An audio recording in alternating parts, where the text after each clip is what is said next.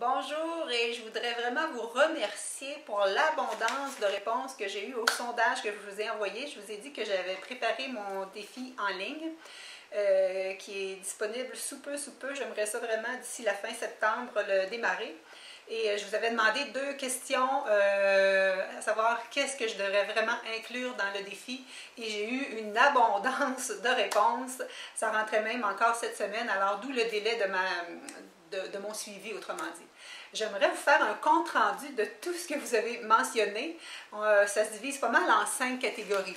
Des questions sur l'alimentation. J'ai mes feuilles parce que je voulais être sûre de vraiment vous faire un résumé. Donc, sur l'alimentation, par rapport au repas santé fait rapidement, par rapport à la lecture d'étiquettes, par rapport aux aliments pièges qu'on pense santé, qu'on ne devrait pas manger, des recettes plus végétariennes, à quelle heure on devrait manger, les collations, c'est-tu bon, c'est-tu nécessaire, tout ce genre de choses-là.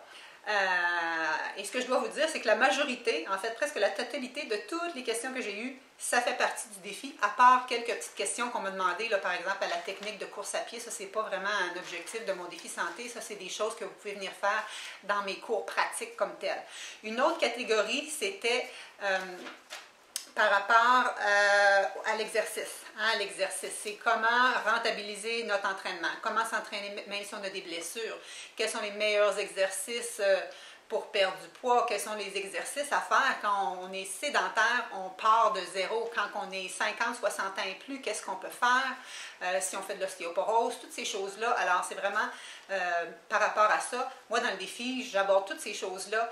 Comment s'entraîner de façon efficace, fonctionnelle pour être fit, comme on dit, pour être en forme et être autonome et vivre en santé. D'autres des catégories, c'était les mythes. Les mythes autant point de vue alimentation que point de vue exercice.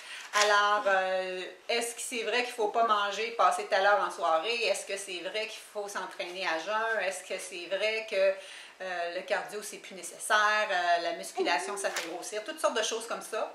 En fait, j'ai une conférence qui est justement là-dessus, sur les mythes d'alimentation et d'exercice qui vous empêchent de perdre du poids. Ce que ça me donne l'idée de faire, ce serait peut-être de l'enregistrer et de l'offrir justement en ligne.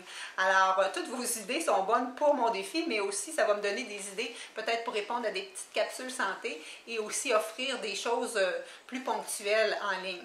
Une autre des grandes catégories, c'était, bon, de la popote, comme je vous ai dit un petit peu tantôt, ça rentrait dans l'alimentation, comment bien manger selon notre horaire chargé, comment faire des repas équilibrés pour toute la famille, comment pas faire 3 menus pour les autres quand on veut être en forme, etc. Ah oui, on parlait aussi de faim, comment manger à sa faim, ces choses-là. L'autre catégorie là, qui semble être vraiment l'importance pour vous, c'est la motivation. Comment se garder motivé même si on n'a pas vraiment de résultats? Comment, même après le défi, garder notre motivation autant pour manger bien que pour faire de l'exercice? Comment évaluer notre progrès? Il y en a qui me disent, je fais de l'exercice, mais je n'ai pas de résultat. Comment rester motivé dans ce sens-là? À cette question-là, j'aurais 2 volets. Si vous faites de l'exercice et vous n'avez pas de résultat, peut-être que l'exercice n'est pas l'intensité ou ce n'est pas le type d'exercice qui est bénéfique pour vous. Alors, ce sont toutes des choses qu'il faut regarder vraiment selon votre métabolisme, etc. Donc voilà, c'est pas mal les points, autant au point de vue alimentation, au point de vue repas équilibré, au point de vue exercice, au point de vue motivation, au point de vue retrouver notre faim et satiété, diminuer les fringales, les rages de sucre. Ce sont tous les points que vous m'avez dit qui étaient importants pour vous. Et c'est super parce que ce sont tous les points auxquels je réponds dans mon nouveau défi Transformation Santé.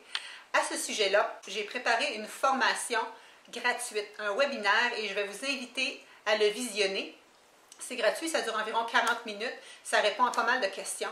Au-delà de ça, au-delà de cette formation-là, si vous avez encore besoin de coaching plus individualisé, si vous avez vraiment besoin d'un groupe de support pour vous aider à atteindre vos objectifs, bien à ce moment-là, vous pourrez vous inscrire à mon fameux défi Transformation Santé.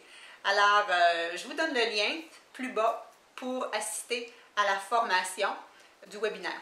Merci beaucoup et les suites très bientôt.